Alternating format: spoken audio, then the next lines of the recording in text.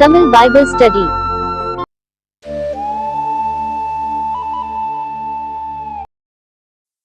இரண்டு சாமுவேலின் புஸ்தகம் 6ஆம் அதிகாரம். 2 சாமுவேல் 6.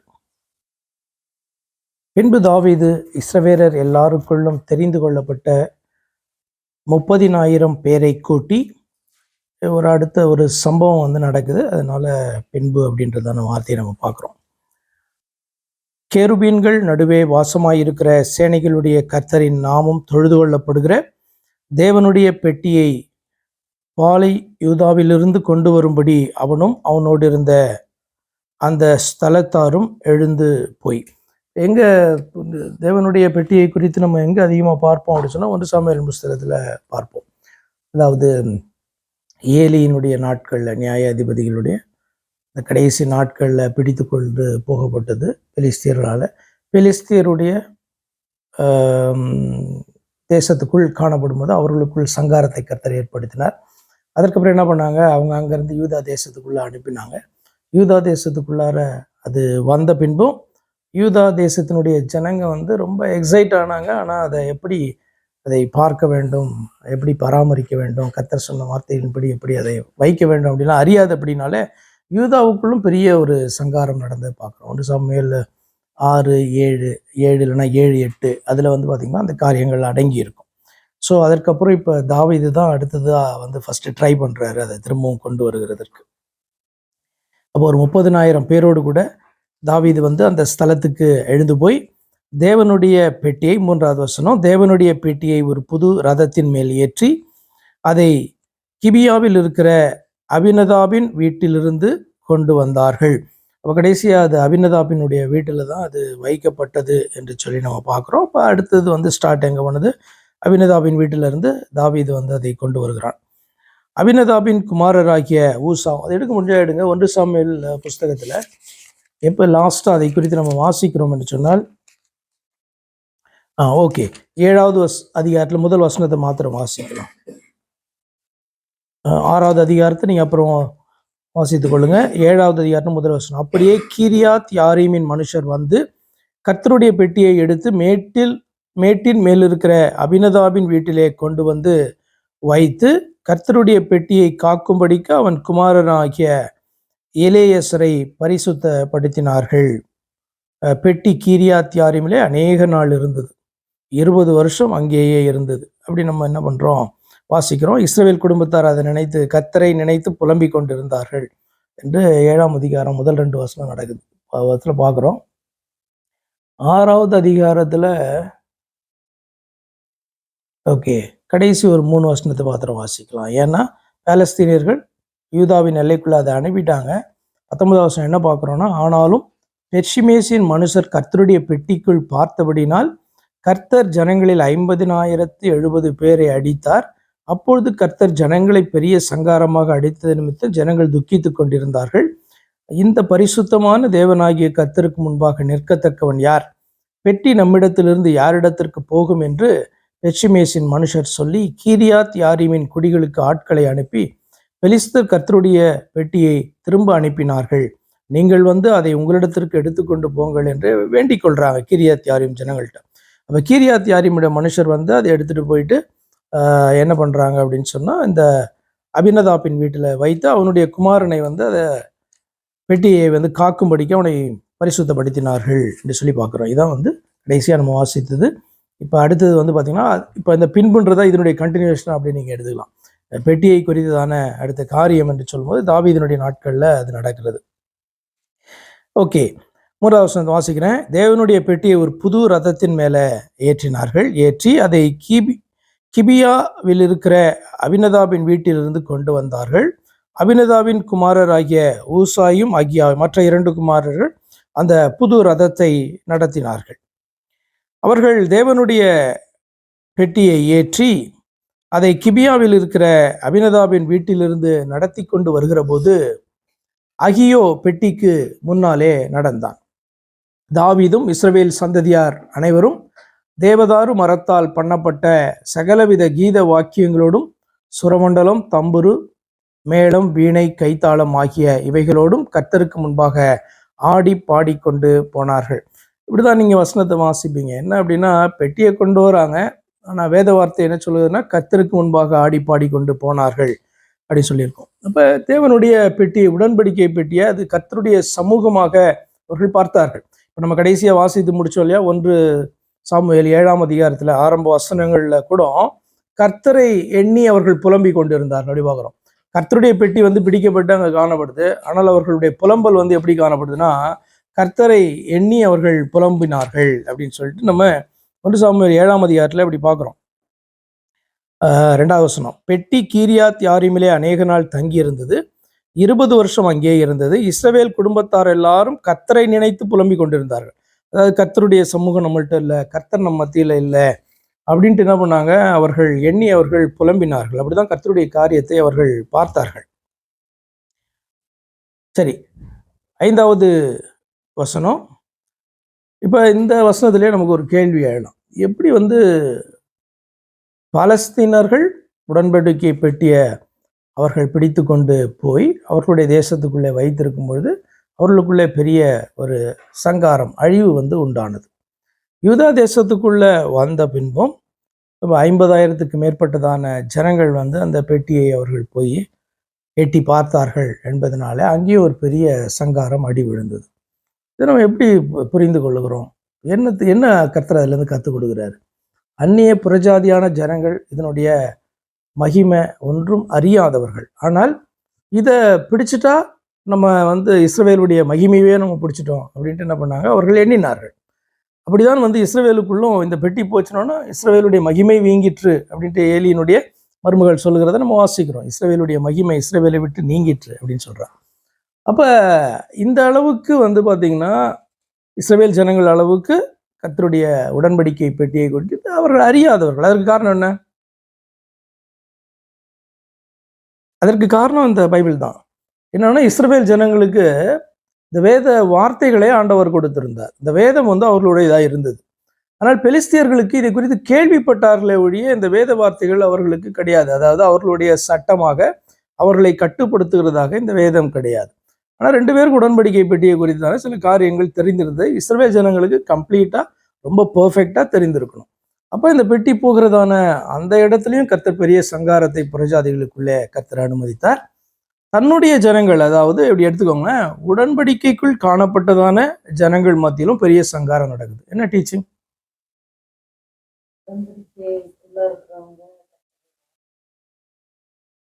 எப்படி அப்படின்னு சொன்னா, தேவனுடைய பிள்ளைகள் உடன்படிக்கைக்குள்ள இருக்கிறவர்கள் தேவனுடைய வார்த்தைகளை வந்து சீரியஸா எடுக்கலைன்னா எப்படி புறஜாதிகளுக்கு நடக்குமோ அதே மாதிரிதான் தேவனுடைய பிள்ளைகளுக்கும் அப்படின்றத நீங்க புரிந்து கொள்ளணும். இப்போ திரும்ப வேணா ரெஃபர் பண்றதுன்னா நீங்க போய் 1 சாமுவேல் புஸ்தகம் 6ஆம் அதிகாரம் 7ஆம் அதிகாரத்தை வாசிக்கணும். எப்படி வந்து பாலஸ்தீனியர்களுக்கு நடக்குதோ அதே மாதிரி யூதா ஜனங்களுக்கு, யூதாக்குள்ளார வந்து பார்த்தீங்கன்னா அதே காரியம் வந்து ஆண்டவர் செய்கிறார். அப்போ தன்னுடைய வார்த்தைகளுக்கு வந்து பார்த்தீங்கன்னா முக்கியத்துவம் கொடுக்கல, தன்னுடைய வார்த்தைகளை சீரியஸாக எடுக்கல, இந்த காரியத்தை இப்படி தான் செய்யணும் அப்படின்ட்டு ஆண்டவர் விரும்புகிறபடி காரியங்கள் செய்யப்படலைன்னா தேவனுடைய பிள்ளைகள், அதாவது இப்படி எடுத்துக்கோங்க, திரும்பவும் ஸ்டில் சொல்கிறேன் அந்த ஸ்பெசிஃபிக்காக, உடன்படிக்கைக்குள் காணப்படுகிறவர்களுக்கும் உடன்படிக்கை அற்றவர்களுக்கும் ஒரு வித்தியாசமே தேவனுடைய பார்வையில் கிடையாது. என்ன, தேவனுடைய பிள்ளைகளுக்கு தண்டிக்கும் போது இது கர்த்தர் சிட்சிக்கிறார், நம்ம கற்றுக் கொடுக்கிறார் என்று தெரியும். அந்த ஜனங்களுக்கு நம்ம தப்பினா போதும் இந்த வெளியில அனுப்பணும், அவ்வளவுதான் அவங்களுக்கு தெரியும். இது வந்து கர்த்தர் நம்மளை தண்டிக்கிறாரு சிட்சிக்கிறாரு அப்படின்லாம் அவங்களுக்கு தெரியாது. அவங்கள பொறுத்தவரை அது தண்டனை, எஸ்கேப். இவங்களை பொறுத்தவரை இது வேணும், என்னது, இந்த பெட்டி வேணும், உடன்படிக்கை பெட்டி வேணும், கர்த்தருடைய சமூகம் வேணும். ஆனால் அதே நேரத்தில் எப்படி அவர்களை ட்ரீட் பண்ணாரோ அதே மாதிரி தான் இந்த ஜனங்களையும் ட்ரீட் பண்ணுறாரு. இன்னும் கேட்டால் ஒரு ஸ்டெப் அதிகமாக கூட வந்து பார்த்திங்கன்னா இந்த ஜனங்களை மோசமாக ஆண்டவர் ட்ரீட் பண்ணுறதை போல் நமக்கு தெரியும். இதுதான் நமக்கு இன்னைக்கும் உடன்படிக்கைக்குள்ளே நம்ம காணப்படுறோம். உடன்படிக்கை அற்ற ஜனங்கள் வெளியே காணப்படுறாங்க. ஆனால் நம்ம கர்த்தருடைய வார்த்தைக்கு முக்கியத்துவம் கொடுக்காதபடி நடந்தோம் என்று சொன்னால் சேம் வெளியில் இருக்கவங்களுக்கும் நமக்கும் வித்தியாசம் இல்லை. கர்த்தருடைய பார்வையில் கூட பார்த்தீங்க அப்படின்னு சொன்னால் தேவனுடைய பிள்ளைகளுக்கு தான் அதிகமான தண்டனை கிடைக்கும் அப்படின்றத இந்த காரியத்திலேருந்து புரிந்துக்கலாம். அதே நேரத்தில் தேவனுடைய பிள்ளைகளுக்கு உள்ள இந்த வாஞ்சை இருக்குமானா, ஆமாம், இந்த வாஞ்சை எடுக்கவே முடியாது. என்னன்னா, கர்த்தருடைய சமூகத்தை வாஞ்சிக்கிறதான காரியம் பெட்டி அப்படின்னு சொன்னால் அது உடன்படிக்கைக்குரியது, அது எனக்குரியது, எங்களுக்குரியது அப்படின்ற வாஞ்சியும் தேவனுடைய பிள்ளைகள்கிட்ட இருந்து போகவும் போகாது. அப்போ பாலஸ்தீனியர்கள் ஈஸியாக கர்த்தர் தேவை கிடையாது அவங்களுக்கு. அவங்களுக்கு வேற தெய்வம், வேற கர்த்தர் உண்டு. ஆனால் இஸ்ரவேல் ஜனங்களுக்கு இந்த கர்த்தரையும் தள்ள முடியாது, உடன்படிக்கை பெட்டியையும் தள்ள முடியாது. அப்படி இருக்கும் பொழுது அவர்கள் நிச்சயமாக கர்த்தருடைய வார்த்தைக்கு, அந்த உடன்படிக்கையின் வார்த்தைகளுக்கு கீழ்ப்படிந்தே ஆக வேண்டும். நமக்கும் இன்னைக்கு அதுதான். நம்ம ஆண்டவரை ஒருபோதும் தள்ள முடியாது இல்லையா? உடன்படிக்கையை வேண்டான்னு தள்ள முடியாது. அதே நேரத்தில் உடன்படிக்கை வார்த்தைகள் என்ன சொல்லுகிறதோ அதற்கு கீழ்ப்படிய வேண்டியதான கடமை தேவ பிள்ளைகளுக்கு இருக்கிறது அப்படின்றதான காரியத்தை நீங்கள் அதில் புரிந்து கொள்ளலாம். சரி பாருங்க, திரும்பவும் ஆண்டவருடைய டீச்சிங் பாருங்க, அதில் தொடர்ந்து நடக்கும் பாருங்க. ஏன்னா இதெல்லாம் நீங்கள் வாசிக்கும் போது ரொம்ப அநியாயமா இருக்கிறது போல இருக்கும். ஏன்னா எவ்வளவா ஆண்டவரை நேசித்து கர்த்தருடைய பெட்டி அங்கே போனோன்னா கர்த்தரை நினைத்து அவங்க புலம்புறாங்க அப்படின்லாம் வாசிக்கிறோம். கர்த்தருடைய பெட்டியை பார்த்தீங்கன்னா அப்போ அடுத்த சில ஜெனரேஷன்ஸ்க்கு அப்புறம், சில என்று சொல்றத பல ஜெனரேஷனுக்கு அப்புறம் ஒரு ராஜா எழும்பி விரும்பி அந்த பெட்டியை வந்து பார்த்தீங்கன்னா அவ்வளோ ஆரவாரத்தோட சந்தோஷத்தோட உள்ள கொண்டு வருகிறான். அப்போ இது வந்து கர்த்தருடைய பிள்ளைகளுக்கு தான் இருக்கும். ஆனால் அந்த எக்ஸைட்மெண்ட்ல கூட கர்த்தருடைய வார்த்தை என்ன சொல்லுகிறதோ, இந்த பெட்டியை குறித்து என்ன சொல்லுகிறதோ, அவருடைய பிள்ளைகளை குறித்து என்ன சொல்லுகிறதோ, எப்படி நடக்கணும்ட்டு ஆண்டவர் மிக தெளிவான கற்பனைகளை கொடுத்திருக்கிறார். அதை அவர்கள் மீறும் பொழுது கர்த்தர் வந்து பார்த்தீங்கன்னா அது எளிதாக என் பிள்ளைங்க எவ்வளவா என்னை நேசிக்கிறாங்க, எவ்வளவு வாஞ்சை காமிக்கிறாங்க அப்படின்றதெல்லாம் பார்க்க மாட்டார். அவ்வளவு வாஞ்சையும் அன்பும் இருந்தால் அந்த வார்த்தைகளுக்கு முக்கியத்துவம் கொடுக்கணும். அதுதான் பார்த்தீங்கன்னா திரும்பவும் நடக்குது. இவ்வளவு அன்பு பாராட்டி வாஞ்சியோடு கூட தாவீது அதை கொண்டு வந்த போதும் கூட தவறு வந்து நடந்தது. கர்த்தர் அதை வந்து சாதாரணமாக எடுத்துக்கொள்ளவில்லை. 5வது வசனத்தை வாசிக்கலாம். தாவீதும் இஸ்ரவேல் சந்ததியார் அனைவரும் தேவதாரு மரத்தால் பண்ணப்பட்ட என்ன முதல் தப்பு இவர்கள் பண்ணினாங்க? 3வது வசனத்துல நீங்க பார்க்கணும், நோட் பண்ணணும். ஏன்னா அவங்களுக்கு இந்த நியாயப்பிரமாணங்கள் காணப்பட்டாலும் அவர்கள் ஒருவேளை மறந்துருக்கலாம். நம்ம இன்னைக்கு படிக்கும்போது நம்ம மறந்துடக்கூடாது. என்னதான் வந்து பார்த்தீங்கன்னா உடன்படிக்கை பெட்டியை குறித்தும் அதை ஹேண்டில் பண்ணுறதான காரியத்தை குறித்தும் யார் ஹேண்டில் பண்ணணும், எப்படி ஹேண்டில் பண்ணணுன்றதான காரியம் மிக தெளிவாக அவர்களுக்கு காணப்பட்டது. நம்மளும் படிச்சுட்டு வரோம்ல பைபிள் ஸ்டடியில். ஆகமங்களை முடிச்சுட்டு நம்ம இப்போ வந்து பார்த்தீங்கன்னா அந்த வரலாற்று பகுதிக்கு வந்துட்டோம். சாமுவேல் புஸ்தகத்தை ஸ்டார்ட் பண்ணியாச்சு. சரி, இப்போ இங்கே பாருங்க 3வது வசனம். தேவனுடைய பெட்டியை ஒரு புது ரதத்தின் மேலே ஏற்றி, இதுவே வந்து பார்த்தீங்கன்னா மிகப்பெரிய தப்பு. பழைய ரதத்தில் ஏற்றலை, புதிய ரதத்தில் ஏற்றுறேன் அப்படின்னு வந்து பார்த்தீங்கன்னா நினச்சி ஏற்றினாலும் இது வந்து ஆண்டவர் அலோவ் பண்ணாத ஒரு காரியம். அப்படிதானே? ரதத்தின் மேலே பெட்டியை ஏற்றலாமா? நோ, முடிவு கூடவே கூடாதுல்ல. லேவியர்கள் தான் அதை ஹேண்டில் பண்ணணும். லேவியர்லேயும் எந்த குடும்பத்தார் அதை ஹேண்டில் பண்ணணும் அப்படின்லாம் ஆண்டவர் என்ன பண்ணியிருந்தாரு, சொல்லியிருந்தார். அப்போ அதை வந்து அவர்கள் கைகளில் தான் சுமக்கணுமே ஒழிய எவ்வளவு தூரம் போனாலும் என்ன பண்ண முடியாது, ரதத்தில் ஏற்ற முடியாது, வண்டியில் ஏற்ற முடியாது. அது கோல்டுலேயே செஞ்ச வண்டியாக இருந்தாலும் அது அலௌடு கிடையாது. என்ன டீச்சிங்க? கர்த்தர் என்ன விரும்புகிறாரோ அதன்படி தான் வந்து நம்ம கர்த்தரை அணுக முடியும். நம்ம ஓவர் அட்வான்டேஜ் எடுத்துக்கூடாது. நான் இவ்வளோ ரொம்ப எல்லாரோட அதிகமாக நேசிக்கிறேன் அப்படின்ட்டு நம்ம அதிக அட்வான்டேஜ் ஆண்டவர்கிட்ட எடுக்க முடியாது. இவ்வண்ணமாக தான் அவரை அணுகணும்னா இவ்வண்ணமாக தான் அணுகணும், யாராக இருந்தாலும் சரி இல்லையா? யாராக இருந்தாலும் சரி. அப்போஸ்தலர்கள் பேதுரு ரொம்ப கூடயே இருக்கிறான், ரொம்ப அன்பு செலுத்துறான், ஆனாலும் ஒரு ஸ்டெப்பு முன்னாடி போய் நான் உண்மை சாக விடவே மாட்டேன் அப்படின்னு அவன் சொல்ல முடியாது. புரியுதா உங்களுக்கு? நமக்கு எல்லா உரிமையும் இருக்குது. அதே நேரத்தில் நம்முடைய உரிமை லிமிட்டெட். ஏன் என்று சொன்னால் அவர் நம்முடைய தகப்பன் என்பதை தாண்டி அவர் எல்லாருக்கும் தேவனாய் இருக்கிறார், சிருஷ்டிகராய் இருக்கிறபடினால நம்முடைய லிமிட்டேஷன் நமக்கு தெரியணும். அப்போ அவர் எல்லாவற்றுக்கும் சொல்லலைன்னா பரவாயில்ல, மிக தெளிவாக அவர் இந்த காரியங்களை குறித்து அறிவித்திருக்கும் பொழுது அதை மீறி நான் என்னுடைய அன்பை காமிக்கிறேன், வாஞ்சையை காமிக்கிறேன் அப்படின்னு சொல்லிட்டு நம்ம வேற மாதிரி என்ன பண்ணக்கூடாது. முக்கியமாக இதெல்லாம் நீங்கள் வந்து ஆராதனையின் காரியங்களில் இதில் முக்கியமாக பார்க்க முடியும். ஆராதனையின் காரியங்கள் கர்த்தருடைய ஊழியங்களில் எப்படி, ஏன்னா இதெல்லாம் ஆராதனைக்குரியது தானே. உடன்படிக்கை பெட்டி என்பது கர்த்தருடைய சமூகத்தை குறிக்குது, கர்த்தரை எப்படி அணுக வேண்டும் என்பதை குறிக்குது, கர்த்தர் அவர்கள் மத்தியில் அசைவாட இருக்க விரும்பினதை குறிக்குது. அப்போ கர்த்தரிடத்துல பலி செலுத்தி அவர்கள் அணுக வேண்டுமானால் எப்படி என்கிற வரைமுறை அவர்களுக்கு கொடுக்கப்பட்டிருந்தது இல்லையா? அப்போ அப்படி இருக்கும்போது இதெல்லாம் எதை தான் குறிக்குதுன்னா கர்த்தரையும் கர்த்தருடைய காரியங்களையும் குறிக்கிறபடினாலே மிக மிக ஜாக்கிரதையாக என்ன பண்ணணும், காணப்படணும். இப்படியெல்லாம் இது பண்ணால் அப்படியெல்லாம் இது பண்ணால் கர்த்தருக்கு பிடிக்கும் அப்படின்ட்டு என்ன பண்ண முடியாது, நம்மளால் எடுக்க முடியாது. நம்ம செய்கிறதான காரியங்கள் நம்முடைய வார்த்தைகள் வேத வார்த்தைகளுக்கு, வேதத்திலே காணப்படுகிற ஆராதனைகளுக்கு விரோதமாக காணப்படுதா அப்படின்னு செக் பண்ணி என்ன பண்ணணும். நம்ம அதை நம்முடைய வேர்ட்ஸையும் நம்முடைய ஆராதனையின் முறைமைகளையும் நம்ம என்ன பண்ணணும், சரி செய்து கொள்ள வேண்டும். நீங்கள் நிறைய பார்க்கலாம் இந்த நாட்களில், எத்தனையோ வருஷங்கள் அல்லது செஞ்சுரிஸ் கடந்து போய்விட்டது.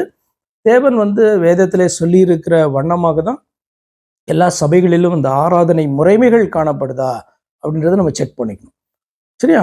செக் பண்ணுறது நம்முடைய கடமையாக இருக்குது. அப்படி இல்லை அப்படின்னு சொன்னால் இது வந்து சரியா இல்லை, இந்த சபைகளில் செய்கிறது வந்து இது சரியில்லை, இப்படி ஆராதனை முறைமை கிடையாது, இப்படி வந்து கிடையாது அப்படின்னு நமக்கே தெரியும்ல. இந்த நாட்களில் நம்ம பார்க்கும் பொழுது என்ன நடக்கிறது, வேதத்தில் இப்படிப்பட்டதான காரியங்கள் இல்லையே, இப்படிப்பட்ட ஆராதனை முறைமைகள் இல்லை, இதெல்லாம் எங்கேருந்து வந்தது அப்படின்றத நம்ம ஆராய்ந்து பார்த்து இது சரியில்லைன்னா கொஸ்டின் மார்க்கு போட்டுறணும். நம்ம அதுலேருந்து விலக பார்க்கணும், நம்ம சரி செய்து கொள்ள பார்க்கணும். சரி, இந்த 3வது வருஷத்தை பார்க்குறோம். அப்போ புது ரதத்தின் மேலே ஏற்றினது வந்து பார்த்திங்கன்னா மிக மிக தவறான ஒரு காரியமாக இருக்கிறது. அந்த ரதத்தை நடத்திக்கிட்டு அவர்கள் வருகிறார்கள். 5வது வருஷத்தில் தேவதாரு மரத்தால் பண்ணப்பட்ட சகல கீத வாக்கியங்களோடும் சுரமண்டலம், தம்புரு, மேளம், வீணை, கைத்தாளம் ஆகிய இவைகளோடும் கர்த்தருக்கு முன்பாக ஆடி பாடிக்கொண்டு போனார்கள். இது வந்து தவறான ஒரு காரியம் கிடையாது. அவர்கள் நாகோனின் களம் இருக்கிற இடத்துக்கு வந்தபோது மாடுகள் மிரண்டு பெட்டியை அசைத்தபடியினால் ஊசா தேவனுடைய பெட்டியினிடமாய் தன் கையை நீட்டி அதை பிடித்தான். இவன் செய்தது தவறா அப்படின்னு நீங்க பார்த்தீங்க அப்படின்னு சொன்னா, இவன் செய்தது நீங்க ஒரு சாதாரணமா ஒரு மாம்ச பிரகாரமாக பார்ப்பீர்கள் என்று சொன்னால் தவறு கிடையாது. ஏன்னா பெட்டி கீழே விழுந்து உடையறதோட அதை வந்து பாதுகாத்து கொண்டு வருகிறதான இந்த இருவரிலே ஒருவர் வந்து பார்த்தீங்கன்னா பிடிக்கணும் இல்லையா? அதன்படினாலே அவன் பிடித்தான். ஆனாலும் கர்த்தர் என்ன பண்றாரு, அவனை அடிக்கிறார். அப்போ மாம்ச பிரகாரமாக இதை பார்த்தா நமக்கு வந்து பரிதாபம் ஊசாவின் மேலதான் உண்டாகும். ஆனா அப்படி பார்ப்பதை பார்க்கலாம், இது ஏன் இது ஸ்டார்ட் ஆச்சு, ஏன் இந்த ஊசாவை அடிக்கணும் அப்படின்னு பார்த்தா இதற்கு காரணம் ஆழமாக வேற போகுது. உள்ள என்ன அப்படின்னு சொன்னா, தாவீது ஸ்டார்ட் பண்ண காரியமே தப்பு. தாவீது என்ன பண்ணா, இதை எடுத்துட்டு வரணும் அப்படின்ட்டு விரும்பினான்ல. இதெல்லாம் வந்து நல்ல எண்ணம் தாவீதுக்கு, தீய நோக்கமே கிடையாது, நல்ல நோக்கம் காணப்பட்டுச்சு. ஆனால் என்ன பண்ணியிருக்கணும், அடுத்தது உள்ளுக்குள்ளதான் ஆசாரியர்கள் உண்டாச்சு, லேவியர்கள் உண்டு, ஆசாரியர்கள் உண்டு, வேத புத்தகம் தாவீதினிடத்திலே கூட உண்டு. ஏன்னா ராஜாட்ட ஒரு பிரதி இருக்கணும்னு சொல்லியிருக்காரு ஆண்டவர். கொஞ்சம் செக் பண்ணி பார்த்துருந்தா கூட இதை எப்படி ஹேண்டில் பண்ணணும் அப்படின்னு என்ன பண்ணியிருப்பான், தாவீது பார்த்துருப்பான். அப்போ ஓவர் எக்ஸைட் ஆகும்போது சில அடிப்படையான காரியத்தை நம்ம ஈஸியாக மறந்துடுவோம். அப்போ தாவீது என்ன பண்ணால் அந்த அடிப்படையான காரியத்தை மறந்துட்டு என்ன பண்ணுறான், எவ்வளோ டிஸ்டன்ஸாக இருந்தாலும் இதெல்லாம் ஒரு பெரிய டிஸ்டன்ஸ் என்று என்ன பண்ண முடியாது, நம்ம எடுக்க முடியாது. ஏனென்று சொன்னால் நீங்கள் எருசலேம், பெத்லேஹேம் தாவீதினுடைய நகரம் எருசலேம் சொன்னு வச்சுக்கோங்களேன். இப்போ இது பிடிச்சிட்டாங்க, இதுக்கு முந்தின அதிகாரத்தில் பார்த்தோம், நம்ம பிடிச்சிட்டாங்க இல்லையா? அதற்கு வந்து ரொம்ப பக்கம்தான், ரொம்ப தூரம்லாம் கிடையாது. இவர்கள் வந்து பார்த்தீங்கன்னா 40 வருஷம் வந்து சுற்றினதெல்லாம் நம்ம பார்க்குறோம்ல. ஆசாரிப்பு கூடாரத்தில் வச்சு நீங்கள் கிளம்பணும், எங்கே வந்து பாளையத்தை போடணுமோ அங்கே பாளையத்தை போடணும், இப்படிலாம் இத்தனை வருஷம்லாம் சுற்றினாங்க, கையில் தூக்கிட்டு தான் ஆண்டவர் சொல்லும்போது. இப்போ வந்து பார்த்தீங்கன்னா இது பெரிய ஒரு டிஸ்டன்ஸ் எல்லாம் கிடையாது. ஆசாரியர்கள் அதை தன்னுடைய கரங்களில் ஏந்தி கொண்டு வர முடியும். அப்போ முழு தவறு யார் மேலே தான் காணப்படுது அப்படின்னு சொன்னால், முக்கியமாக தாவீது மேலேயும் தாவீதுக்கு ஆலோசகர்களாய் காணப்படுகிறவர்கள் மேலேயும் அந்த தவறு காணப்படுது. இப்போ தாவீது வந்து பார்த்தீங்கன்னா இந்த ஒரு தவறை உற்சாகத்தின் மீதியாயில் பண்ணுறான் அப்படின்னு சொன்னால் கூட என்னதான் பண்ணியிருக்கணும், அவனுடைய ஆலோசகர்கள் சரியான, இந்த இடத்துல ஆலோசகர்கள் அப்படின்னு சொன்னால் நிச்சயமாக ஆசாரியர்களை தான் குறிக்குது. அவர்கள் வந்து என்ன பண்ணியிருக்கணும், தாவீதுட்ட இது தப்பு அப்படின்னு சொல்லியிருக்கணும். அப்போ கர்த்தருடைய வார்த்தையை அவர்கள் மறந்து போனார்கள். ஆனபடினாலே அடிபடுகிறது யார் அப்படின்னு சொன்னால் ஒரு இன்னசென்ட்டான ஒருவன் பார்த்தீங்கன்னா இதில் அடிபடுகிறான். சரி, அவர்கள் நாகோனின் களம் இருக்கிற இடத்துக்கு வந்தபோது மாடுகள் மிரண்டு பெட்டியை அசைத்ததினால் ஊசா தேவனுடைய பெட்டியினிடமாய் தன் கையை நீட்டி அதை பிடித்தான். அப்போது கர்த்தருக்கு ஊசாவின் மேல் கோபம் உண்டது. அவனுடைய துணிவின் நிமித்தம் தேவன் அங்கே அவனை அடித்தார். அவன் அங்கே தேவனுடைய பெட்டி அண்டையிலே செத்தான். ஆனபடினாலே இது மாம்ச பிரகாரமாக இந்த பனிஷ்மெண்ட்டை நீங்கள் பார்க்காதீங்க. இதனுடைய ரூட்டை போய் நீங்கள் பார்த்தீங்கன்னா தான் கர்த்தருடைய பக்கம் வந்து நியாயம் இருக்கிறது நீங்கள் அறிந்து கொள்ள முடியும். ஸோ திரும்பவும் டீச்சிங் வந்து நமக்கு தான் இதில் காணப்படுது. நம்ம தலைவராய் காணப்பட்டாலும், நம்ம விசுவாசிகளாய் காணப்பட்டாலும் டீச்சிங் வந்து நம்மள்ட்ட தான் காணப்படுது. யாராய் காணப்பட்டாலும், எவ்வளோ பெரிய மனுஷனாக இருந்தாலும் கர்த்தருடைய வார்த்தைகளை மீறி செயல்படுகிறதற்கான உரிமை கிடையாது. இவன் வந்து தேசத்துக்கு ராஜாவாக இருக்கலாம், ஆனால் கர்த்தருடைய வார்த்தையை மீறி செயல்படுகிற உரிமை தாவீதுக்கு, அதாவது அந்த அத்தாரிட்டி வந்து அதிகாரம் வந்து தாவீதுக்கு கிடையாது. அப்போ ஆனபடினாலே அந்த இடத்துல வந்து பார்த்திங்கன்னா ஊசா வந்து மரித்து போகிறத பார்க்குறோம். அப்போது கர்த்தர் ஊசாவை அடித்தது நிமித்தம் தாவீது விசனப்பட்டு அந்த ஸ்தலத்துக்கு என்னால் மட்டும் வழங்கி வருகிற பேரேஸ் ஊசா என்னும் பெயரிட்டான். தாவீது அன்றைய தினம் கர்த்தருக்கு பயந்து கர்த்தருடைய பெட்டி என்னிடத்தில் வருவது எப்படி என்று சொல்லி, இவ்வளவு நாள் தாவீது கர்த்தருக்கு பயப்படலையா? தாவீது கர்த்தருக்கு பயப்படுகிற ஒரு மனுஷன்தான். ஆனாலும் இந்த இடத்துல இந்த சம்பவத்தின் மூலமாக கர்த்தருக்கு பயப்படுகிற பயத்தினுடைய முக்கியத்துவத்தை தாவீது என்ன பண்ணா, அறிந்து கொண்டான். இப்போ நீங்கள் இந்த மாதிரி ஒரு வசனத்தை நீங்கள் ஆபிரகாமுடைய வாழ்க்கையிலே பார்க்க முடியும். ஆபிரகாமை ஆண்டவர் அழைத்த போது ஆபிரகாமுடைய தேவனுடைய சத்தத்துக்கு கீழ்ப்படிந்து அவன் என்ன பண்ணான், வந்தான். இப்படி ஆதியாகமம் 12ஆம் அதிகாரத்தில் நீங்கள் பார்ப்பீங்க. அதற்கு பின்பாக அவன் எல்லாவற்றையும் விட்டு கர்த்தருடைய வார்த்தையை நம்பி அவன் வந்த அநேக நாட்களுக்கு வருஷங்கள், ஏறக்குறைய ஒரு 25 வருடங்களுக்கு பின்பு ஆண்டவர் வந்து பார்த்திங்கன்னா அவனுக்கு கொடுத்த வாக்கு தத்துவத்தை என்ன பண்ணுறாரு, கொஞ்சம் கொஞ்சமாக நிறைவேற்ற ஆரம்பிக்கிறார். அவனுக்கு வந்து பிள்ளைய வந்து கொடுக்குறார். அந்த பிள்ளை கொஞ்சம் வளர்ந்த பின்பு ஆபிரகாம் இடத்துல ஆண்டவர் பேசுகிறார், அந்த பிள்ளைய நீ வந்து எனக்காக பலி கொடுக்க வேண்டும் என்று சொல்லி குறிப்பிட்ட இடத்தெல்லாம் சொல்கிறாரு. கூப்பிட்டு போகிறான். பலி கொடுக்க போகும்போது ஆண்டவர் அவனை தடுத்து ஒரு வார்த்தையை அந்த இடத்துல சொல்லுவார். நீ அதை எடுத்து வாசித்து பார்த்தீங்கன்னா உங்களுக்கு ஆச்சரியமாக இருக்குன்னா, நீ எனக்கு பயப்படுகிறவன் என்று இப்பொழுது அறிந்திருக்கிறேன் அப்படி சொல்லுவார். அப்படி தானே? பயப்படுகிறேனா கீழ்ப்படுகிறேனா சொல்லுவேன், பயப்படுகிறேன். அது வரைக்கும் ஆண்டவருக்கு பயந்துகிட்டு இருக்கிற மனுஷன்தான். ஆண்டவருக்கு பயந்தபடினால்தான், விசுவாசித்தபடினால்தான் அங்கேருந்தே கிளம்பி வந்தான் சொந்த ஊரை விட்டு. அப்படிப்பட்ட ஒரு மனுஷனை கர்த்தர் சோதிக்கும் போது அந்த சோதனையின் நடுவில் கர்த்தர் வந்து என்ன பண்றாரு, இப்படிப்பட்ட ஒரு சாட்சியை சொல்றாரு, இன்று நீ எனக்கு பயப்படுகிறவன் என்று. எடுத்தீங்களா? இருக்கா? ஆதியாகமம் புஸ்தகத்துல வரும். 17ஆம் அதிகாரத்துக்கு மேலதான் வரும்.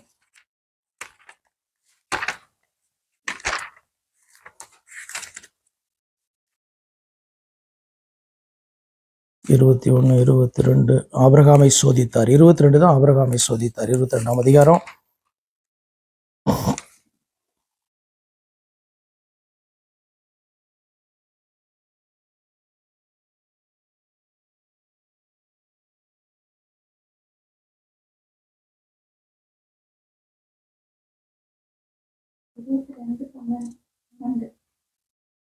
பன்னிரெண்டாவது வசனம். அப்பொழுது அவர் பிள்ளையாண்டான் மேல் உன் கையை போடாதே, அவனுக்கு ஒன்றும் செய்யாதே, நீ அவனை உன் புத்திரன் என்றும் உன் ஏக சுதன் என்றும் பாராமல் எனக்காக ஒப்பு கொடுத்தபடினாலே நீ தேவனுக்கு பயப்படுகிறவன் என்று இப்போது அறிந்திருக்கிற அப்படி சொல்றாரு.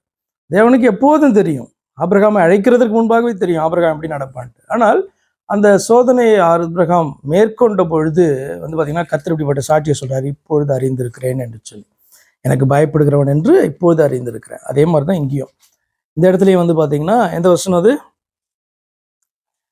ஓகே, 9வது வசனம். தாவீது அன்றைய தினம் கர்த்தருக்கு பயந்து, அப்படின்னா இந்த குறிப்பிட்ட சம்பவத்தின் மூலமாய் கர்த்தருக்கு பயப்படுதலுடைய முக்கியத்துவத்தை கர்த்தர் வந்து தாவீதுக்கு கற்றுக் கொடுத்தார். அவனும் அதை புரிந்து கொண்டான், கர்த்தர் எப்படிப்பட்டவர் அப்படின்றத ஒரு விசை கூட ஒன் மோர் டைம் புரிந்து கொள்வதற்கு தாவீதுக்கு ஒரு சந்தர்ப்பமாக இது அமைந்தது.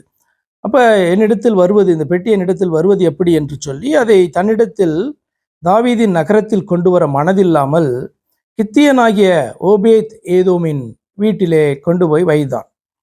கர்த்தருடைய பெட்டி கித்தியனாகிய ஓபேத் ஏதோமின் வீட்டிலே 3 மாதம் இருக்கையில் கர்த்தர் ஓபேத் ஏதோமையும் அவன் வீட்டார் அனைவரையும் ஆசீர்வதித்தார். இந்த காரியங்கள் எல்லாம் ஓபேத் ஏதோமுக்கு தெரியும். அவனும் ஒரு ஆசாரியன் தானே, அவனுக்கு நன்றாக தெரியும்.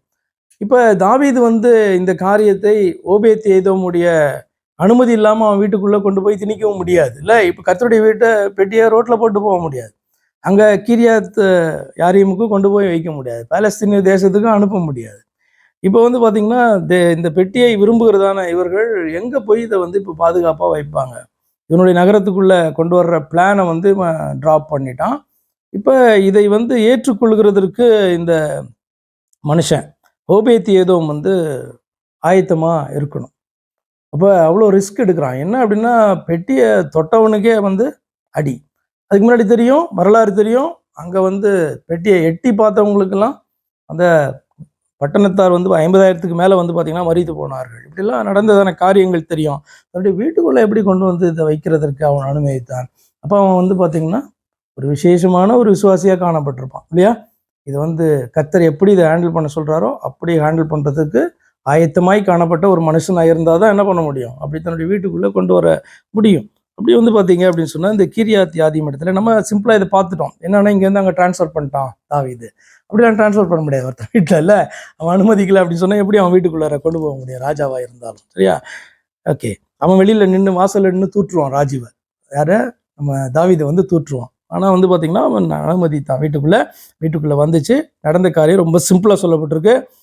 கர்த்தருடைய பெட்டி கித்தியனாகிய ஓபேத் ஏதோமின் வீட்டில் 3 மாதம் இருக்கையில் கர்த்தர் ஓபேத் ஏதோம் அவன் வீட்டாரை வந்து பார்த்தீங்கன்னா கர்த்தர் வந்து எல்லாரையும் அனைவரையும் ஆசீர்வதித்தார். தேவனுடைய பெட்டியை நிமித்தம் கர்த்தர் ஓபேத் தாவீது வந்து பார்த்தீங்கன்னா என்ன பண்ணியிருப்பான், வாட்ச் பண்ணிட்டே இருந்திருப்பான் என்ன நடக்குதாங்க. யோனா மாதிரி யோனாங்க வெளியில் போய் நம்ம வந்து சுவிசேஷம் அறிவித்துட்டோம், 40 நாள் முடியுமோ இவர் என்ன பண்ணுறாரு பார்க்கலாம் அப்படின்ட்டு போய் அவன் வந்து காத்துட்டே இருந்தான். 40 நாள் முடிஞ்சிருச்சு, ஆண்டவர் அழிக்கவே இல்லை, கோவம் வந்துருச்சு ஆண்டவர் மேலே, திரும்பிட்டான் இல்லையா. ஆண்டவர்கிட்ட வந்து ஆர்கியூ பண்ண ஆரம்பிச்சிட்டான். அப்புறம் அவனுக்கு ஆண்டவர் என்ன பண்ணார், சின்ன பிள்ளை மாதிரி உட்கார வச்சு கற்றுக் கொடுத்தார் இல்லை யோனாவுக்கு. சரி எனிகோ, இப்போ அதே மாதிரி தாவீதுக்கு என்ன தான் நடக்குது இங்கே, அங்கே ஒன்றும் நடக்கலைன்னா நம்ம என்ன பண்ணலாம், தைரியமாக கொண்டு வரலாம். அவன்கிட்ட இப்போ என்ன பண்ணலாம், ஆலோசனையும் கேட்கலாம். எப்படி வந்து உன்னை வந்து ஆண்டவர் அடிக்காமல் இருந்தார், அதுக்கு பதிலாக உன்னை ஆசிரியர் வேற வதிக்கிறாரு எப்படி அப்படின்றதெல்லாம் என்ன பண்ணலாம், தேடலாம். என்னன்னா பேக் டு த பைபிள், வேத வசனத்துக்கு தாவீது திரும்ப முடியும், இப்போ திரும்பி பார்க்க முடியும். எப்படி இதை குறித்து ஆண்டவர் என்ன பேசியிருக்கிறார், உடன்படிக்கை பெட்டியை குறித்து என்ன பேசியிருக்கிறார் என்று இப்போ என்ன பண்ணலாம், அவன் எடுத்து வாசிக்கலாம். நம்மளுக்கு அநேக நேரத்தில் அடி விழுந்த பிறகு வேத வசனத்தை எடுத்து என்ன பண்ணுவோம், வாசித்து பார்ப்போம் எப்படி என்ன அப்படின்ட்டு வாசிக்க ஆரம்பிப்போம்ல. அதே மாதிரி தான் எவ்வளோ பெரிய ராஜாவாக இருந்தாலும் அப்படி தான், எவ்வளோ நேசித்து வந்தாலும் கொஞ்ச நாளில் மறந்துடும், வேத வார்த்தையினுடைய மனப்பாடம் பண்ணது மறந்துடும் சொல்லல, அது மேலே இருக்க முக்கியத்துவம் மறந்து போயிடும். அதுக்கப்புறம் திடீர்னு ஆண்டவர் வந்து பேச ஆரம்பிச்சாருன்னா எப்படியாவது பேசினார்னா உடனே வேத வாசனத்தை வாசித்து என்ன விரும்புகிறார் ஆண்டவர் அப்படின்னு நம்ம பார்க்க ஆரம்பிப்போம்ல. இதுதான் மனுஷருடைய இயல்பு. அப்படியாக அவன் என்ன பண்ணுறான், இந்த காரியத்தை அவன் கேள்விப்படுகிறான். தேவனுடைய பெட்டி நிமித்தம், அது ரொம்ப கிளியராக தெரியுது, பெட்டி நிமித்தம் கர்த்தர் ஓபேத் ஏதோமின் வீட்டையும் அவனுக்கு உண்டான எல்லாவற்றையும் ஆசீர்வதித்தார் என்று தாவீது ராஜாவுக்கு அறிவிக்கப்பட்டது. ஸ்பை வச்சிருந்திருக்கான். அப்பொழுது தாவீது தேவனுடைய பெட்டியை ஓபேத் ஏதோமின் வீட்டிலிருந்து தாவீதின் நகரத்துக்கு மகிழ்ச்சியுடனே கொண்டு வந்தான். அடுத்த பிளான் போட்டு என்ன பண்றாரு, பெட்டியை வந்து தன்னுடைய நகரத்துக்கு கொண்டு வர்றார். கர்த்தருடைய பெட்டியை சுமந்து போகிறவர்கள் 6 தப்படி நடந்தபோது மாடுகளையும் கொழுத்த ஆட்டுக்கடாக்களையும் பலியிட்டான். கர்த்தருக்கு பலிகளை செலுத்தி இந்த காரியத்தை பார்த்தீங்கன்னா பயபக்தியோட அவன் வந்து பார்த்தீங்கன்னா 2வது தடவை செய்கிறான். தாவீது சணல் நூல் ஏபோத்தை தரித்து கொண்டு தன் முழு பலத்தோடும் கர்த்தருக்கு முன்பாக நடனம் பண்ணினான். மிகுந்த சந்தோஷத்தோடு கூட அந்த ஆர்ப்பரித்து ஆராதிக்கிறதான காரியம்தான். அப்படியே தாவீதும் இஸ்ரவேல் சந்ததியார் அனைவரும் கர்த்தருடைய பெட்டியை கம்பீர சத்தத்தோடும் எக்கால துணியோடும் கொண்டு வந்தார்கள். அது அர்த்தம் என்னன்னா, பேருக்காக ஸ்தோத்திரம் ஸ்தோத்திரம் ஸ்தோத்திரம் சொல்றது கிடையாது. இப்போ நீங்கள் இந்த வார்த்தையை நல்லா கவனிச்சு பார்த்தீங்கன்னா இதெல்லாம் ஆராதனை சம்பந்தப்பட்டதான காரியங்கள் தான். ஆனால் ஒரு பயத்தினால இப்படி வந்து துதிச்சா ஆண்டவர் வந்து மனம் இறங்குவார் அப்படின்றதான அர்த்தத்தோடு இல்லை. அதெல்லாம் கவனிச்சு பாருங்க. அப்படியே தாவீதும் இஸ்ரவேல் சந்ததியார் அனைவரும் கர்த்தருடைய பெட்டியை கம்பீர சத்தத்தோடும் எக்கால துணியோட அப்படின்னா மிகுந்த சந்தோஷத்தோட, அந்த ஆராதனையில் வந்து ஒரு மிகுந்த சந்தோஷம் பயபக்தி உள்ள காணப்படுகிறது. அதே நேரத்தில் மிகுந்த சந்தோஷம் வந்து பார்த்தீங்கன்னா காணப்படுது. அதான் கம்பீர சத்தத்தோடு கூட அவர் என்ன பண்ணுறாங்க, துதித்து கொண்டு வருகிறார்கள்.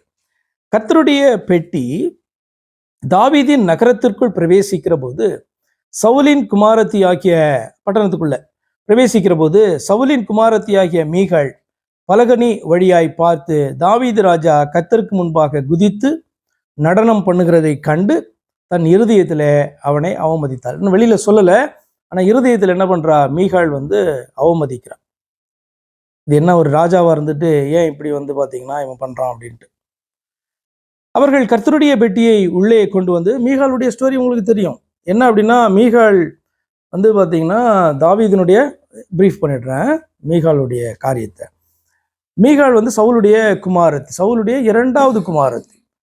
தாவீது வந்து பார்த்தீங்கன்னா பெரிய யுத்த வீரனா ஹீரோவா வந்து அப்படி எமர்ஜ் ஆகுறாரு எங்க இஸ்ரவேலுக்குள்ள. அப்போ வந்து சவுல் என்ன பண்றான், இவன் மேலே பொறாமை கொண்டு இவனை கொல்லும்படியாக தன்னுடைய முதல் குமாரத்தியா இவனுக்கு கொடுப்பேன் அப்படின்னு சொல்லிட்டு என்ன பண்றாரு, ஒரு காரியத்தை அவர் செய்கிறார், தந்திரமாக ஒரு சூழ்ச்சி பண்றார்.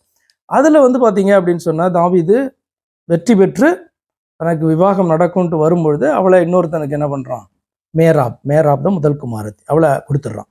ஆனால் இளையவளாகிய மீகாள் வந்து தாவீதின் மேலே ஸ்நேகமாக விரும்புவா, தாவீதை வந்து விரும்புவா. அப்போ அதற்கு வந்து பார்த்தீங்கன்னா இன்னொரு காரியத்தை என்ன பண்ணுவான், இந்த குமாரத்தியை வைத்து இன்னொரு ட்ராப் தாவீதுக்கு வைப்பான். அந்த ட்ராப்லையும் தாவீது வந்து பெலிஸ்தியர்களை மேற்கொண்டு வந்த பொழுது வேற வழி இல்லாமல் என்ன பண்ணுவான், மீகாலை வந்து கொடுப்பான். ஆனாலும் அதற்கு பின்பு வந்து பார்த்தீங்கன்னா தாவீதை கொல்ல முயற்சி பண்ணும்போது மீகால் அவனை காப்பாற்றி விடுவா. இவர் வந்து வனாந்தரத்தில் சுற்றுவார். இந்த ஸ்டோரியெல்லாம் நம்ம அதுக்கு முன்னாடி இப்போ பார்த்துட்டோம். இப்போ மனாந்தரத்தில் இவர் சுற்றிட்டு இருக்கும்போது மீகால இவனுடைய லீகல் ஒய்ஃப் மேராபாத் இன்னும் விவாகம் ஆகலை, நோ, கொடுக்கப்பட்டா. ஆனால் இவன் வந்து லீகலாக விவாகம் பண்ணினதான மீகாலை தூக்கி இன்னொருத்தருக்கு வந்து விவாகம் பண்ணி வச்சிருவான், பல்தி அப்படின்னு ஒருத்தன். அதனால தான் இப்போ நம்ம பார்த்தோம், முதல்ல 7.5 வருஷம் இவர் என்ன பண்ணுவார், யூதாவுக்கு மாத்திரம் ராஜாவாக இருப்பார். அப்புறம் சமஸ்த இஸ்ரவேலுக்கும் ராஜாவாக ஆன பிறகு நடக்கிறதான காரியம் தான் உடன்படிக்கை பெட்டியை கொண்டு வரதெல்லாம். அப்போ இது ராஜாவாகும் போது, சமஸ்த இஸ்ரவேலுக்கு ராஜாவாகும் போது அவர் அப்னேரை பார்த்து ரொம்ப கிளியராக சொல்லுவார், நெக்ஸ்ட் டைம் நீ என்னுடைய முகத்தை பார்க்கும்போது மீகாலை என்ன பண்ணிடணும், நீ கொண்டு வரணும் அப்படின்ட்டு என்ன பண்ணுவான், கிளைம் பண்ணுவான்.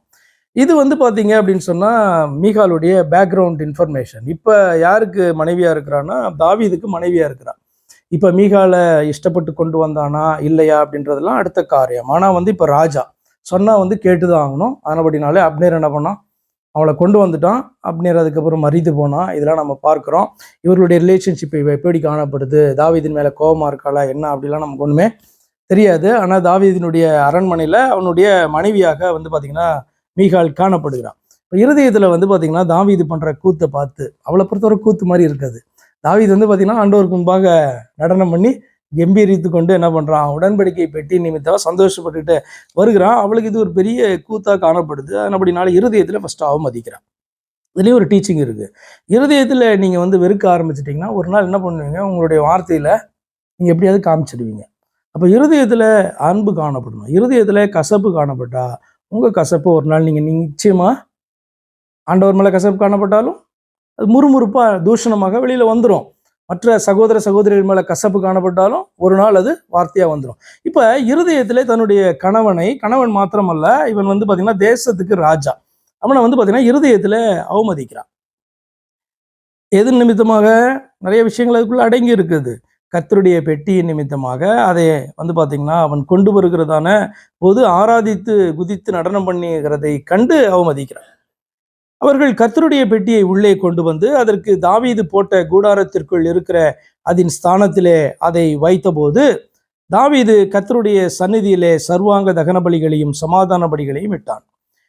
தாவீது சர்வாங்க தகன பலிகளையும் சமாதான பலிகளையும் இட்ட பின்பு இதெல்லாம் வந்து பார்த்தீங்கன்னா பிரமாணத்தின்படி பர்ஃபெக்டாக தாவீது செஞ்சிருப்பான்னு நினைக்கிறீங்களா, செஞ்சிருக்க மாட்டான்னு நினைக்கிறீங்களா? நிச்சயமாக செஞ்சிருப்பேன். ஏன்னா அதுக்கு முன்னாடி நல்ல போதனை வந்து அவனுக்கு கிடைச்சிருக்கு, டீச்சிங் இல்லையா.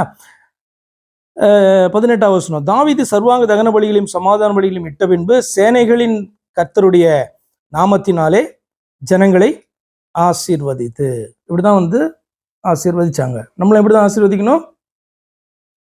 யாரையாவது ஆசீர்வதிக்கணும்னா சேம் சேனைகளின் கர்த்தருடைய நாமத்தில், அதாவது கர்த்தருடைய நாமத்தில் தான் ஆசீர்வதிக்கணும். கர்த்தருடைய நாமத்தில் மட்டும் நான் ஆசீர்வதிக்கிறேன் அப்படின்னு சொன்னால் போதாது. இன்னைக்கு என்னன்னா கர்த்தருடைய நாமம் வெளியாக்கப்பட்டு இருக்கிறது. புதிய ஏற்பாட்டில் அந்த கர்த்தர் யாரு, அவருடைய பேர் என்னன்னு தெரிஞ்சுட்டு பிறகு கர்த்தராகி இயேசு கிறிஸ்துவின் நாமத்தில் தான் வாழ்த்தணும். புரியுதா? வேற ஏதோ உமக்கு நிறைய நாமம் இருக்கு அதுல நான் வாழ்த்தணும்லாம் சொல்லக்கூடாது. இப்படிதான் ஆசீர்வதித்தார்னா கர்த்தருடைய நாமத்தில் தான் என்ன பண்ணாங்க, ஆசீர்வதித்தார்கள். புதிய ஏற்பாட்டில் அது மாறாது. சில காரியங்கள்லாம் பார்த்தீங்கன்னா கர்த்தருடைய காரியங்களா இருக்கிறதெல்லாம் அது மாறவே மாறாது. அதற்குரிய ஆவிக்குரிய அர்த்தத்தை நீங்க கண்டுபிடிக்கணுமே ஒழிய இது வந்து பார்த்தீங்கன்னா இப்போ மாறிடுச்சு அப்படின்னு சொன்னா நோ, கர்த்தரையே மாத்துறோம், அவருடைய ஸ்டாண்டர்டை மாத்துறோம், அவருடைய வழிகளை மாற்றுகிறோம் என்று சொல்லி ஆகிவிடும். அப்ப கர்த்தருடைய நாமத்தினால் ஜனங்களை ஆசீர்வதித்து இஸ்ரவேலின் திரள் கூட்டமான ஸ்திரீ புருஷராகிய சகல ஜனங்களுக்குள்ளும் அவரவருக்கு ஒவ்வொரு அப்பத்தையும் ஒவ்வொரு இறைச்சி துண்டையும் ஒவ்வொரு படி திராட்சரசத்தையும் பங்கிட்டான். பிற்பாடு ஜனங்கள் எல்லாரும் அவரவர் தங்கள் வீட்டிற்கு போய்விட்டார். பெரிய செலிப்ரேஷனும் இதுவும் நடக்குது. எல்லாரும் வீட்டுக்கு போயாச்சு. தாவீது தன் வீட்டாரை ஆசீர்வதிக்கிறதுக்கு இது வந்து பார்த்தீங்கன்னா இந்த இஸ்ரவேலர்களுடைய இந்த ஃபங்க்ஷன்லாம் நீங்கள் பார்த்தீங்கன்னா எல்லாருமே கூட்டிடுவாங்க. என்ன இது வந்து நம்ம பார்த்தோன்னா கொஞ்சம் பேர் ஃபங்க்ஷனுக்கு இன்வைட் பண்ணி அவங்க மட்டும் வந்திருக்காங்க. நோ, நீங்கள் பார்த்துருப்பீங்க.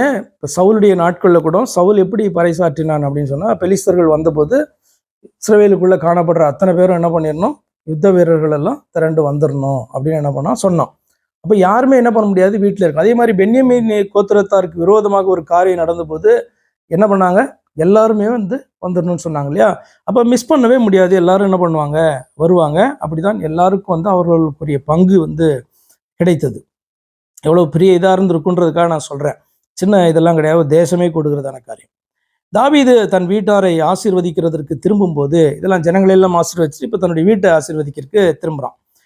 தன் வீட்டாரை ஆசீர்வதிக்கிறதுக்கு திரும்பும்போது சவுலின் குமாரத்தி ஆகிய மீகாள் தாவீதுக்கு எதிர்கொண்டு வந்து, அற்ப மனுஷரில் ஒருவன் தன் வஸ்திரங்களை கழற்றி போடுகிறது போல என்று தம்முடைய ஊழியக்காரருடைய பெண்களின் கண்களுக்கு முன்பாக தம்முடைய வஸ்திரங்களை உரிந்து போட்டிருந்த இஸ்ரவேலின் ராஜா இன்று எத்தனை மைமைப்பட்டிருந்தார் என்றாள். இப்போ தூற்றுகிறார். உள்ளத்துல காணப்பட்டது ரொம்ப நேரம் உள்ள என்ன பண்ண முடியாது, வைக்க முடியாது. தாவீதை நேராக பார்த்தோன்னே பார்த்தீங்கன்னா தூற்றுகிறா. அர்த்தம் என்னன்னா, உன்னுடைய ராஜ வஸ்திரத்தை கழட்டிட்டு சணல் வஸ்திரம் தரித்திருந்தான்ல, இதான் சொல்றா. ட்ரெஸ் இல்லாமல் தாவீது ஆடினான்ட்டுலாம் கிடையாது. ட்ரெஸ் இல்லாமலாம் தாவீது ஆடவும் இல்லை, அப்படி கிடையவும் கிடையாது, வேதத்தில் கிடையாது. அப்போ இப்போ பிரதான ஆசாரியன் கூட தன்னுடைய வஸ்திரத்தை அவன் உரிந்து போட்டு அவனுக்குரிய வஸ்திரத்தை என்ன பண்ணணும், உள்ளே போகும்போது போடணும், பலி கொடுக்கும்போது போட்டு இந்த மாதிரி சணல் வஸ்திரத்தை அவன் தரிக்கணும். இப்படிலாம் நம்ம பார்க்குறோம் நிறைய காரியங்கள்ல. அப்போ அவர்கள் தங்களுடைய அந்த எப்பொழுதும் போடுற அந்த வஸ்திரத்தை அவர்கள் அந்த நேரத்தில் போடக்கூடாது அப்படின்றது இவனுக்கும் பிரதான ஆசாரியன் காணப்பட்டது, ராஜாவுக்கும் காணப்பட்டது. தேவ சமூகத்தில் அப்படியே பயங்கர ராஜா மாதிரிலாம் என்ன பண்ணக்கூடாது. அங்கே உள்ள வந்துட்டா ஒரு சாதாரண ஒரு மனுஷன், தேவனுடைய பிள்ளை, தேவனுடைய ஒரு ஊழியன் அப்படின்ற ஸ்டேட்டஸ் தான் அங்கே உள்ள வரும்போது கிடைக்குமே ஒழிய, தேவனுடைய ஊழியக்காரன் என்கிற ஸ்டேட்டஸ் தானே ஒழிய ராஜான்றது கிடையாது. எப்போ அவன் ராஜா அப்படின்னு நினைக்கிறானோ அப்போ தேவனுக்கு மேலே ராஜான்னு நினைக்கிறான்னு அர்த்தம். தேவ சமூகத்துக்கு வந்துட்டா ஃபினிஷ்ட், அவ்வளோதான். இப்போ தேவ சமூகத்தில் உங்களுக்கெல்லாம் நான் போதிக்கலாம், ஆனால் தேவ சமூகத்தில் நான் இருக்கும்போது உங்களுக்கு தான் போதகணும், தேவனுக்கு போதகணும். நான் அந்த நேரத்தில் நான் எப்படி தான் உங்களை மாதிரி நான் ஒரு விசுவாசி, ஒரு ஊழியக்காரன், அவ்வளோதான், சிம்பிள். இப்போ அதே தான் கர்த்தருடைய சமூகத்தில் மிகப்பெரிய பிரதான ஆசாரியனாக இருந்தாலும், தேசத்தின் தீர்க்கதரிசியாக இருந்தாலும், அந்த தேசத்தை ஆளுகிற ராஜாவாக இருந்தாலும், கர்த்தருடைய சமூகத்தில் ஆராதிக்கிற வேளையில் அவனுக்கும் இந்த இப்போ மரிச்சு போன அந்த ஊசாவுக்கும் ஒரு வித்தியாசமே கிடையாது. சாதாரண மனிதர்களாக தான் பார்த்தீங்கன்னா தேவ சமூகத்தில் அவர்கள் காணப்பட முடியும். அவர்களுடைய ரோல் வெவ்வேறு என்ன பண்ணலாம், காணப்படலாம். சரியா? ஓகே. இப்போ பார்த்தீங்கன்னா 20வது வருஷத்துல அவனை வாயினால அவள் தூற்றுகிறாள். அதற்கு தாவீது மீகாளை பார்த்து அவன் பதில் சொல்றான், உன் தகப்பனை பார்க்கிலும், அதாவது சவுல் என்கிற ராஜாவை பார்க்கிலும், அவருடைய எல்லா வீட்டாரை பார்க்கிலும், என்னை இஸ்ரவேலாகிய கர்த்தருடைய ஜனத்தின் மேல் தலைவனாக கட்டளையிடும்படிக்கு தெரிந்து கொண்ட கர்த்தருடைய சமூகத்திற்கு முன்பாக ஆடி பாடினேன். அவன் சொல்றான், நான் மற்ற உன்னுடைய குடும்பத்துக்கு முன்பாகவோ மற்றவர்களுக்கு முன்பாகவோ நான் தாழ்த்தலை, நான் கர்த்தருக்கு முன்பாக என்னை தாழ்த்தினேன். நான் இப்படி ஆடி பாடினதுக்கு காரணம் கர்த்தருக்கு முன்பாக நான் என்னை தாழ்த்தினபடினால் நான் இதை செய்தேன். இதை பார்க்கிலும் இன்னும் நான் நீசனும் என் பார்வைக்கு அர்ப்பணுமாவேன். அப்படியே நீ சொன்ன பெண்களுக்கு கூட மகிமையாய் விளங்குவேன். அர்த்தம் என்னன்னா, கிண்டலா அவ பேசுறா, இவனும் கிண்டலா சொல்றான். நீ சொல்றல்ல அரண்மனை பெண்கள், அவர்களுக்கெல்லாம் முன்பாக இன்னும் தாழ்த்தப்பட்டவனாக, அவர்களால் ஏளனம் பண்ணப்படுகிறவனாக நான் காணப்பட்டாலும் பரவாயில்ல, நான் இன்னும் என்ன பண்ணுவேன், இறங்கி கர்த்தரை நான் துதிப்பேன், ஆராதிப்பேன் அப்படின்னு சொல்றான். அதனால் சவுலின் குமாரத்தி ஆகிய மீகாளுக்கு மரணமடையும் நாள் மட்டும் பிள்ளை இல்லாதிருந்தது. இது நமக்கு மிஸ்ட்ரி, இது என்னன்னு தெரியாது. என்ன அப்படின்னா, அவளுக்கு அதற்கு பின்பு அவளுக்கு பிள்ளை இல்லை. என்ன ரீசன் நமக்கு தெரியாது. என்னன்னா, கர்த்தர் அவளுடைய கர்ப்பத்தை அடைத்தாரா அல்லது தாவீது அவளோடு கூட அதற்கு பின்பு சேரவில்லையா என்று நமக்கு தெரியாது. நான் வேதத்தில் ஆராய்ந்து பார்த்தேன், அப்படி இல்லை, கர்த்தர் அடைத்திருந்தார் அப்படின்னு இல்லை. 2 பாயிண்ட் இருக்கு. ஒன்று, கர்த்தர் இது நிமித்தமாக, ஏன்னா கர்த்தருடைய நாமத்தின் நிமித்தம் அங்கு தாவீது தூஷிக்கப்படுகிறான். மாத்திரமல்ல, கர்த்தரால் அபிஷேகிக்கப்பட்ட ஒரு மனுஷனாக காணப்படுறான். முன்னாடி தூஷித்தா கூட வேற காரியம். என்னன்னா, இப்போ 2 சம்பவம் பார்த்துட்டோம். ஒன்று, முதல் முறை கொண்டு வரான், அதில் ஃபெயிலியர் ஆகுது, அதில் தாவீதினுடைய தப்பு முழுமையாய் காணப்படுது. அப்போ தூற்றி இருந்தால் கூட வேற காரியம். ஆனால் 2வது முறை பார்த்தீங்கன்னா கர்த்தருடைய வார்த்தையின்படி காரியத்தை செய்து என்ன பண்ணுறான், பெட்டியை கொண்டு வருகிறான். இப்பொழுது தூஷிக்கப்படுகிறதான காரியம் பார்த்தீங்கன்னா கர்த்தரை தூஷிக்கிறதாக அமைந்துவிடும். ஒன்று, இந்த செய்கையின் மூலமாய் கர்த்தர் அவளுடைய கற்பத்தை அடைத்திருக்கணும். இல்லை என்று சொன்னால் தாவீது ஒரு முடிவு எடுத்திருப்பான். தாவீது அவளோடு கூட சேர்ந்திருக்கவே மாட்டான், இணைந்திருக்கவே மாட்டான். ஏன் என்று சொன்னால், இவள் பார்த்தீங்கன்னா தாவீதை அவ்வளவாய் நேசித்தாள் என்று பார்க்கிறோம். தாவீதும் இவளை பார்த்தீங்கன்னா நேசித்தான், அஃப்கோர்ஸ். அவளை விடாமல் பார்த்தீங்கன்னா கொண்டு வர சொன்னான் அப்படின்றதெல்லாம் பார்க்குறோம். ஆனால் அது அவளுடைய விருப்பத்திற்கு மீறி கொண்டு வர சொன்னான்னா, அப்போ அந்த போர்ஷன் வரும்போது பார்த்தோம். ஈகோனால ராஜா பார்த்தீங்கன்னா தன்னுடைய காரியத்தை அவன் விடவே மாட்டான். அந்த ஈகோ நிமித்தம் கொண்டு வர சொன்னான்னா நமக்கு தெரியாது. ஆனால் இவங்களுக்குள்ள எப்படி ரிலேஷன்ஷிப் காணப்பட்டுச்சுன்னு தெரியாது. ஆனால் எப்போ இது கம்ப்ளீட்டாக பிரேக் ஆகுது அப்படின்னு சொன்னால், இந்த இடத்துல அவள் தாவீதை தூஷித்த பின்பு ஒரு வசனம் காணப்படுது, அதினால் அப்படின்ட்டு. கடைசி வசனம், அதினால், அதாவது இந்த சம்பவத்தினால் அர்த்தம். அதனால் சவுலின் குமாரத்தி ஆகிய மீகாலுக்கு மரணமடையும் நாள் மட்டும் பிள்ளை இல்லாதிருந்தது. அப்படி ஒரு கேர்ஸ் வந்து அவளுக்கு உண்டானது. அது வாட் எவர் இட் இஸ், நீங்கள் கண்டுபிடிக்க முடியுமானால் வேதத்தில் நீங்கள் கண்டுபிடிச்சு எனக்கு சொல்லுங்கள். 2 காரியம் தான் காணப்படுது அதில். கர்த்தர் அடைத்தது. இப்போ சிலருடைய காரியங்களை நம்ம பார்த்துட்டு வரோம். அண்ணாளுடைய கர்ப்பத்தை கர்த்தர் அடைத்திருந்தார், சாராளுடைய கர்ப்பத்தை கர்த்தர் அடைத்திருந்தாள். இப்போ ஈசாக்கினுடைய மனைவியாகிய ரெபேக்காளுடைய கர்ப்பத்தை அவள் மலடியாக இருந்தாள், இப்படியே இருக்குது. அப்போ ஈசாக்கு ஜெபம் பண்ணால் கர்த்தர் வந்து பார்த்திங்கன்னா கர்ப்பத்தை திறந்தார் அப்படின்னு இருக்கும். அப்படி வசனங்கள் காணப்படும். ஆனால் இவளை குறித்து அந்த மாதிரி நம்ம என்ன பண்ணல, வாசிக்கல. ஆனால் இதற்கு பின்பு அவள் மரணமடையும் மட்டும் அவளுக்கு பிள்ளை இல்லை அப்படின்றதோட இந்த அதிகாரம் முடிகிறது. ஏதாவது கேள்வி இருந்தால் கேளுங்க. என்ன லேர்ன் பண்ணிட்டோம்? யாரா இருந்தாலும் கர்த்தருடைய, அதாவது நம்ம உண்டாக்கினதான தேவனுடைய சித்தத்திற்கு விரோதமாக அறிந்து செயல்பட்டாலும் அறியாமல் செயல்பட்டாலும் ஒரே மாதிரியான தண்டனை கிடைக்கிறத நம்ம பார்க்குறோம். இல்லை என்ன வந்து பார்த்திங்கன்னா, நம்ம அந்த தண்டனையை நம்ம புரிந்து கொண்டோம் அப்படின்னு சொன்னால் நமக்கு அது பிளெஸ்ஸிங், நம்ம வந்து அதுலேருந்து வெளியில் வருகிறது. ஸோ அப்படி வந்து பார்த்திங்கன்னா இஸ்ரவேலர்கள் வந்து புரிந்து கொண்டு வெளியே வருகிறதான காரியத்தை பார்க்குறோம். அப்புறம் நாட்களாகும் அது மறந்து போய் திரும்பவும் தண்டிக்கப்படுகிற காரியத்தை பார்க்குறோம். இப்படி இது ரொட்டீனாக வந்து நியாயாதிபதிகள் காலத்தில் போச்சு. இப்போ ராஜாக்கள் காலத்துலேயும் அப்படி தான் இனி போக போகுது. இப்போ வந்து நல்ல ஒரு ராஜா இப்போ காணப்படுறான். இனி சாலமோனுக்கு அப்புறம் நீங்கள் பார்க்கும்பொழுது இந்த ரொட்டீன் நியாயாதிபதிகள் காலத்தில் இருந்தது போலவே திரும்ப திரும்ப திரும்ப இவர்கள் நல்ல ராஜா வரும்போது ஆண்டவரை தேடுவாங்க. அதற்கப்புறம் ஆண்டவரை வந்து பார்த்திங்கன்னா மறந்து போய் திரும்புகிறதான காரியம் இப்படி வந்து நிறைய வந்து யூதாவுக்குள் பார்க்கலாம். அந்த பக்கம் இஸ்ரவேல் தேசம் பிரிந்த பின்பு அதில் வந்து அப்படி பார்க்கவும் முடியாது. அப்படியே கிராஃப் அப்படியே கீழே போயிட்டே தான் இருக்கும். கடைசி வரைக்கும் அப்படியே கீழே போயிட்டே இருந்தது. யூதாவில் இப்படி வரும் இப்படி வரும் இப்படி வரும் அப்படி வந்து யூதாவில் போயிட்டே இருந்தது. கர்த்தரை நோக்கி திரும்புகிற வருகிற காரியம். அப்போ இது வந்து கர்த்தருடைய வார்த்தைக்கு நம்ம எப்படி நடுங்கணும், முக்கியத்துவம் கொடுக்கணும், ஒவ்வொரு காரியத்தையும் எப்படி கர்த்தர் நியமித்திருக்கிறாரோ அதன்படி நம்ம செய்ய வேண்டும் என்பதை கர்த்தர் விரும்புகிறார் அப்படின்றதான காரியத்தை நம்ம இதுல இருந்து என்ன பண்றோம், கற்றுக்கொள்கிறோம். அவனை வந்து ரொம்ப பிடிக்கும்.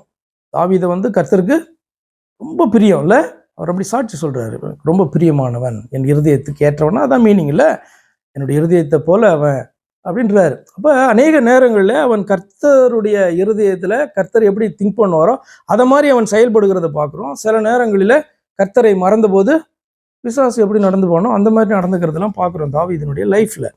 அப்போ இதெல்லாம் தான் நமக்கு இந்த இடத்துல டீச்சிங். ஆனால் தாவீதிட்ட வந்து நீங்கள் கற்றுக்கொள்ள வேண்டியதான மிக முக்கியமான காரியம் இமீடியட்டாக கர்த்தர்கிட்ட திரும்புறதான அந்த காரியம். ஒரு காரியத்தை அவன் அறிந்து கொள்ளுகிறானா அவன் என்ன பண்ணுவான், அதற்கு அவ்வளோ முக்கியத்துவம் கொடுத்து திரும்புவான். இந்த சம்பவம் மாத்திரம் கிடையாது, எல்லா இடத்துலையுமே எப்பெல்லாம் தாவீது தவறு செய்தானோ அதெல்லாம் உணர்த்தி காண்பித்த பொழுது அவனை மாதிரி மனம் திரும்பி கர்த்தர்கிட்ட வந்ததான ஒரு மனுஷனை நீங்கள் என்ன பண்ண முடியாது, கொஞ்சம் கூட யோசிக்கவும் மாட்டான். தான் ராஜா பெரிய ஆள் இப்படிலாம் கிடையாது, அப்படியே கர்த்தருடைய பாதத்தில் எல்லாத்தையும் விட்டு விழுந்து எதை நீர் செய்தாலும் நான் அதை ஏற்றுக்கொள்ளுகிறேன், மன சந்தோஷத்தோடு ஏற்றுக்கொள்ளுகிறேன் அப்படின்ட்டு விழுகிற ஒரு பாத்திரத்தை நீங்கள் பார்க்கவே முடியாது. நம்ம என்னதான் கேட்போம், எப்படியாவது விட்டுருங்க ஆண்டவர், இந்த தவிர என்ன விட்டுருங்க ஆண்டவர், அப்படிதான் நம்ம கேட்போம் எல்லாருமே. ஆனால் தாவீது அப்படி கிடையாது. இந்த நான் செய்ததுக்கான இதனுடைய பலனை நீங்கள் கொடுங்க, ஆனால் நீர் என்னை நினைத்தருளும். இந்த இவன் சிறுமைப்படுத்திக்கிட்டே வரான், என்னை இப்படிலாம் பேசிட்டே வரான், இந்த சிறுமையை நீ நினைத்தருளும் அப்படிதான் ஜெபம் பண்ணான ஒழிய வேண்டாம் இவனை ஸ்டாப் பண்ணுங்கன்னு சொல்லலை. ஏன்னா நான் இப்படி நடந்துகிட்டதுனால நான் இப்படி சிறுமைப்படுத்தப்படுகிறேன், ஒரு அற்பமாய் காணப்படுகிற ஒரு நாள் சிறுமைப்படுத்தப்படுகிறேன், இதுல இருந்து என்னை மீட்டிடுங்கன்னு சொல்லலை, என்னை நினைத்தருளும், இந்த சிறுமையின் மத்தியிலே என்னை நினைத்தருளும். ஆண்டவர் அப்படியே நினைத்தருளினார். திரும்ப அவனை பார்த்தீங்கன்னா ரீஇன்ஸ்டேட் பண்ணி ஆண்டவர் உயர்த்தினதை பார்க்குறோம். அது ஒரு பெரிய டீச்சிங். இப்படிப்பட்டதான ஒரு தேவ மனுஷனை நீங்கள் வேதத்தில் வந்து பார்க்கறது அரிது, எக்ஸாம்பிளாக நீங்கள் பார்க்கறது அரிது. அப்படி வந்து ஆண்டவருடைய பாதத்தில் வந்து பார்த்தீங்கன்னா உணர்த்த பட்டாச்சு அப்படின்னு சொன்னால் அவ்வளோதான். எதை குறித்தும் பார்த்தீங்கன்னா அவன் சிந்திக்கவே மாட்டான். என்ன பண்ணுவான், தன்னுடைய ஸ்டேட்டஸ் இது எதையுமே. அதே மாதிரி தான் இங்கேயும் தன்னுடைய மனைவி வந்து பார்த்தீங்கன்னா அவ்வளோ அற்பமாக பேசுகிறா. அவன் சொல்கிறான், இன்னும் இதற்கும் கீழே நான் என்னை தாழ்த்துவேன் அப்படின்னு என்ன பண்ணுறான், அவன் பேசுகிறான். அப்படிப்பட்ட ஒரு மனுஷனாக வந்து தாவீது காணப்பட்டான். அப்போ ரியல் ஒரு ஹீரோ, யுத்த வீரன் மாத்திரம் கிடையாது, ஆவிக்குரிய பக்கத்தில் ஒரு பார்த்தீங்கன்னாலும் 11ஆம் அதிகாரம் எபிரேயர் சொல்லுகிறபடி அவன் ஒரு விசுவாச வீரனாக என்ன பண்ணான், தாவீது காணப்பட்டான். அதில் ஒரு சந்தேகமே கிடையாது. அப்படி ஒவ்வொருத்தட்டு நிறைய விஷயங்களை பார்த்து கொண்டே வரலாம். அப்படி தாவீதினுடைய லைஃப்பில் இப்போ ஓல்ட் டெஸ்ட்மெண்ட் பார்க்கறதுனால நம்ம பார்த்துட்டு வரோம். வேற ஏதாவது கேள்வி இருக்கா? ஜெபம் பண்ணலாமா?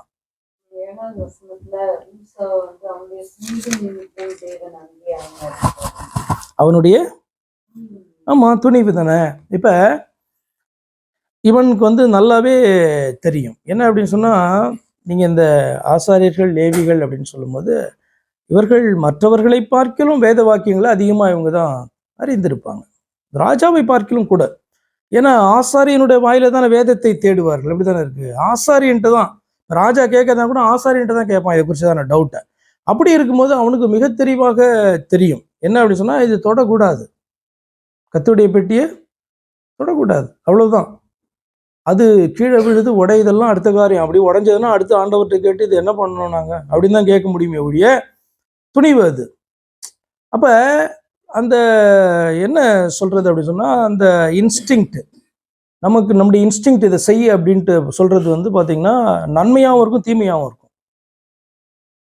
அப்ப இது வந்து பாத்தீங்கன்னா அதான் சொன்னேன், நீங்க மாம்சீகமா பாத்தீங்கன்னா இது வந்து நன்மையை போல இருக்கும் இந்த இன்ஸ்டிங்க்ட்.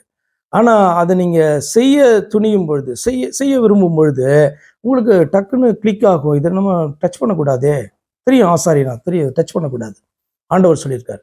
அப்போ ஆண்டவருடைய அந்த வார்த்தை பெருசா, என்னுடைய இன்ஸ்டிங்க்ட், அதாவது என் சுபாவத்தில் ஏற்படுகிறதான இந்த காரியம் நன்மையா இருக்கலாம், அது பெருசா அப்படின்னு பார்த்தீங்கன்னா நோ. நீ நன்மை நினைச்சிட்டு செய்யற காரியம் உனக்கு இது தீமை. ஏன்னா உனக்கு இது விலக்கப்பட்டு இருக்கிறது. யாரா இருந்தாலும் சரி உனக்கு அது விலக்கப்பட்டு இருக்கிறது. ஆனபடினால் நீ தொட முடியாது,